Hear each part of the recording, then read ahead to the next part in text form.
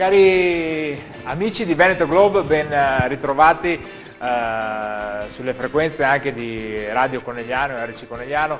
E anche oggi siamo qui per una ricetta quest'oggi che parla di territorio, parla del territorio veneto, con un risottino al piave. Il piave sapete che è un formaggio che ha avuto il riconoscimento della DOP qualche anno fa, nel 2012 se non vado errato, un formaggio di radice bellunese e molto apprezzato nel mondo, soprattutto negli Stati Uniti. Io ho avuto modo proprio di trovarlo in qualche fiera che ho fatto, il Fancy Food, una fiera molto importante che si svolge proprio a New York, e c'era lo stand del formaggio Piave che teneva alto, diciamo così, la fama dei nostri formaggi. L'Italia è un paese che sicuramente si difende molto bene dal punto di vista della produzione del formaggio, seconda forse alla Francia, però diciamo il formaggio e il vino l'Italia se lo battagliano per bene. Anche oggi abbiamo qui con noi la nostra Arianna. Buongiorno Arianna, buongiorno, ciao, ben arrivata, che appunto ci farà vedere, così io mi sono permesso intanto di metterti un po' di brodo a bollire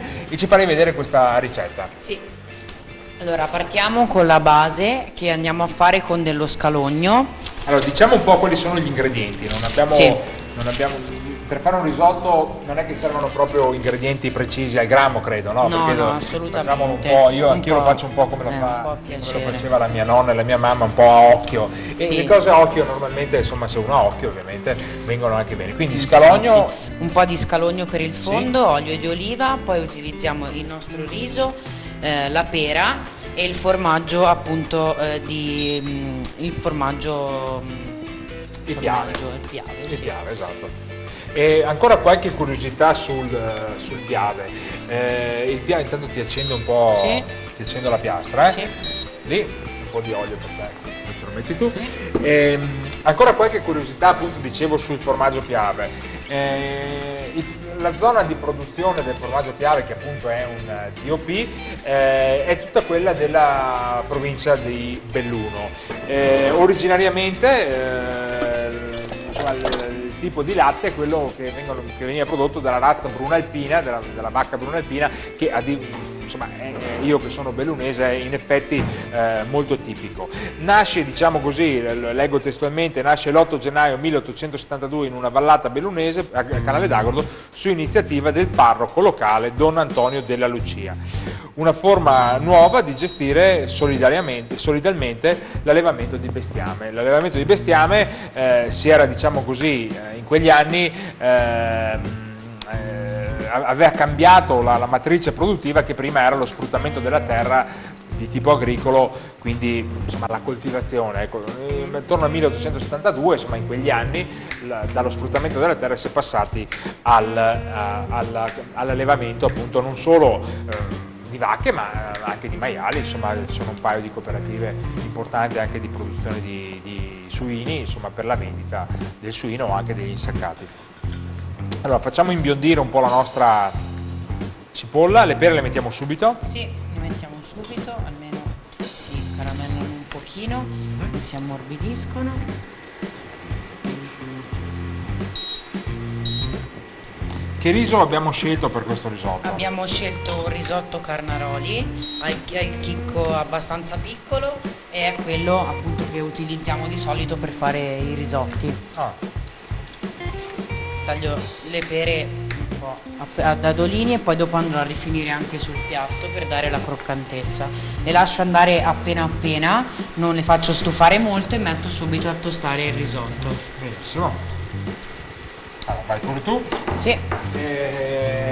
Arianna, io ho avuto, diciamo così, ho fatto un giretto questa mattina a bermi un caffè qui in un bar proprio vicino alla nostra redazione e tutti sono impazziti per Arianna, ma che brava che è Arianna, allora, raccontaci un po', insomma, questa passione, da dove ti è nata questa passione di cucinare, questa passione insomma, noi sappiamo che tu sei più portata per i dolci, in particolare per il cioccolato, i dolci, però insomma vedo che anche con la cucina te la cavi bene. Sì, io ho iniziato fin da piccola, ovviamente guardando mia nonna, come credo tutti, e guardando mia nonna che mi ha insegnato un po' di cose, ovviamente la classica pasta fresca all'uovo, le cose che fanno le nonne, e poi mi sono appassionata e praticamente ho deciso di frequentare la scuola alberghiera. Ho partecipato appunto 5 anni alla mia scuola alberghiera, partecipando anche appunto a eventi esterni, in modo comunque da vedere come andava, no, il mondo della cucina anche all'esterno. E ho fatto questa scuola, mi sono appassionata molto, quindi ho fatto vari stage e varie esperienze anche all'estero, in modo da conoscere un po' tutti i tipi di cucina del mondo. E niente, poi mi sono appassionata alla pasticceria, quindi ho frequentato dei corsi, poi al cioccolato e ho frequentato dei corsi, e adesso insegno all'Accademia Maestri Cioccolatieri Italiani, e in più continua la mia passione verso la cucina e faccio tutte le mie ricette. Bene, allora, mentre io ti faccio andare un po' il risotto, se vuoi prepararti il piave, appunto. Sì. Vai.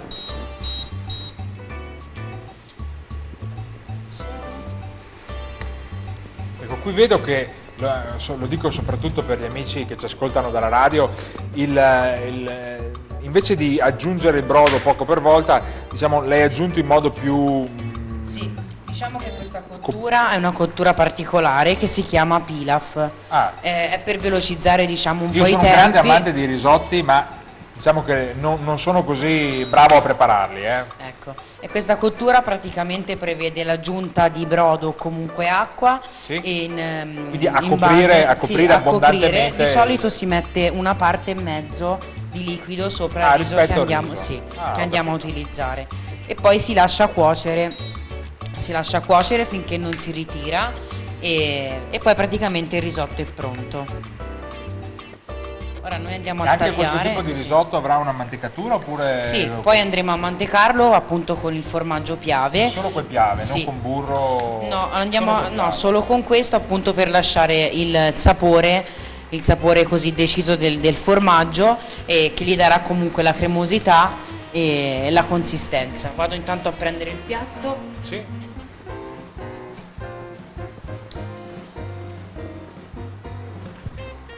Dovete sapere ancora qualche curiosità, se lei vuole intanto starci attenta, forse li farei un po' più piccoli quei cubetti, magari per dare modo proprio di essere più filanti. Dovete sapere ancora qualche curiosità sul formaggio piave. Il piave è appunto un formaggio, come in questo caso, con una pasta semidura, poi ce ne sono anche con paste più morbide, però la pasta semidura che così magari qualcuno a casa si può chiedere: ma come devo conservare? È giusto conservare in frigo un formaggio a pasta semidura? Ecco, vi voglio dare un paio di consigli sulla conservazione del formaggio, perché mi sono informato, documentato, ho chiesto anche a qualche mio amico casaro, e un formaggio di questo tipo l'ideale è proprio conservarlo in cantina, quindi in un posto fresco, asciutto, ma non in frigorifero, a differenza invece appunto del formaggio fresco, che quello sì, dobbiamo conservarlo coperto in frigorifero. Arianna, come va con il nostro risotto intanto? Ancora 2-3 minuti di cottura, abbiamo aggiunto un altro po' di brodo. Benissimo. Ora lo facciamo asciugare, così si ritira, e poi andiamo a mantecarlo con il piave per dargli la morbidezza. Io intanto, se la regia ci aiuta, volevo farti vedere, sposto un attimo questo piatto, volevo far vedere agli amici a casa, cosa che non potranno vedere i nostri amici alla radio, ma vi raccomando, quando tornate a casa andate su venetoglobe.com e andate alla ricerca delle nostre ricette, perché magari le sentite adesso, ma se le vedete è tutta un'altra cosa. Allora, qui ho fatto una piccola decorazione mentre tu... vediamo se la telecamera da sopra ci aiuta, non so se... eccola qua, benissimo. Una piccola decorazione che è una sorta di foglia, di ventaglio, se vogliamo chiamarlo così, che poi metteremo nel nostro piatto. Ecco, lo vedete qui, esatto, no? Questa decorazione come si fa? Allora, ti sposto un attimo il formaggio. Si prende un pezzo di pera, come in questo caso, vediamo appunto se riusciamo a farlo vedere bene. Eccolo qua, vediamo un po' se ci aiuta. Ecco qua, un pezzo di pera come in questo caso, e lo incidiamo prima da un lato, poi dall'altro. Allora, ve lo faccio vedere, prima da un lato e poi dall'altro, formando una sorta di 45, un angolo a 45 gradi, ecco, lo vedete qui, no? Eccolo lì. Ve lo faccio vedere da qui che è ancora migliore. Poi continuiamo incidendo un po' di più, quindi se qui abbiamo inciso, diciamo, qualche millimetro, continuiamo l'incisione, no? Andando sia a sinistra che a destra, sempre mantenendo i 45 gradi, incidendo un po' di più. L'effetto finale che avremo sarà questo qui, lo vedete qui, vedete le incisioni che ho dato, però poi aprendole daranno questa sorta di foglie di fiori che poi lo utilizzeremo appunto per la decorazione del piatto. Vedo che il nostro risotto è semi pronto, allora io ti passo il piatto. Sì, io vado a mettere il piave appunto per mantecare, lo aggiungo così a cubetti, diciamo anche abbastanza abbondante. Benissimo. In una delle prossime ricette vorrei coinvolgerti su qualcosa di non tipicamente veneto come abbiamo fatto in queste ultime ricette, ma qualcosa di calabrese pugliese, perché ho degli amici che voglio invitare in trasmissione, insomma, quindi tu inizi intanto a pensare per la prossima volta cosa potremmo fare con qualcosa di calabrese pugliese, insomma quell'area d'Italia lì, insomma, ecco. Sì, Benissimo, abbiamo messo il formaggio, guarda io anzi, sai cosa faccio? Aspetta che lascio qua il piatto perché metto anche un'altra piccola decorazione, guarda. Sì. Poi non vorrei rovinarti l'impiattamento, però no. siamo qui, mangiare e anche divertirsi, e io sul divertimento non sono secondo a nessuno. Allora, mantechiamo qui ancora un attimo e poi per il risotto è pronto. Ovviamente la cottura varia dal tipo di riso che utilizzate. Questo è pronto. Benissimo, facciamo spazio qui. Sì. Mestolo, grazie. Voilà. Sì, la pera noi l'abbiamo lasciata con la buccia per lasciare il sapore e anche il colore. Vi consiglio di lasciarla con la buccia, di pulirla ovviamente bene prima, però sì, lavarla ovviamente. Merita veramente molto. Sì. E qui il mio ventaglietto, aggiungo un po' di formaggio. Un po' di formaggio anche sopra. Sì.